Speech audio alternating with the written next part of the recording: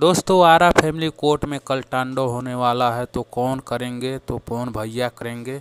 तो पवन भैया इसी दिन ज्योति सिंह को तलाक देने वाले हैं और आप सभी को ये तलाक पहले ही हो चुका है। जब दिल से दिल टूट गया है, एक दूसरे को देखना नहीं चाहते हैं और उसमें से ज्योति सिंह पवन सिंह पर इतना गंदा गंदा आरोप लगाई है, जिसके बाद ये तलाक हो जाना ही सही है। दोस्तों आप सभी को मालूम है कि पवन भैया पर ज्योति सिंह ने ये भी आरोप लगाई थी कि उनका 2 बार गर्भपात भी कराया है। सोचिए कि कितना गिरी हुई हरकत की है और कितनी गिरी हुई बात की है। और आपको बता दूं, सबसे पहले पवन सिंह ही ने तलाक का अर्जी दिए थे। किस मामला में? क्योंकि पवन भैया ज्योति सिंह को दूसरे लड़के के साथ देखे थे।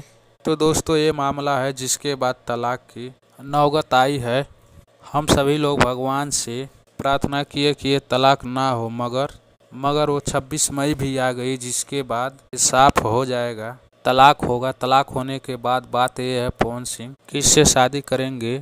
तो सोशल मीडिया पर आप सभी देखेंगे, सभी जगह पवन भैया इस समय सुमिति सिन्हा के साथ दिखाई दे रहे हैं। उनके फैन जितने भी हैं यही अंदाजा लगा रहे हैं कि पवन भैया और सुमिति सिन्हा की शादी होने वाली है, पर ऐसा बात नहीं है। अभी पवन सिंह सुमिति सिन्हा के साथ लगातार मूवी आ रहा है, सॉन्ग आ रहा है, जिससे सभी लोग यही अंदाजा लगाएंगे आखिर क्या बात है जिसके बाद ये लोग एक साथ रहना चाहते हैं, काम करना चाहते हैं। तो दोस्तों आप जरा बताइएगा कि सच में पवन भैया सुमिति सिन्हा से शादी करेंगे या नहीं?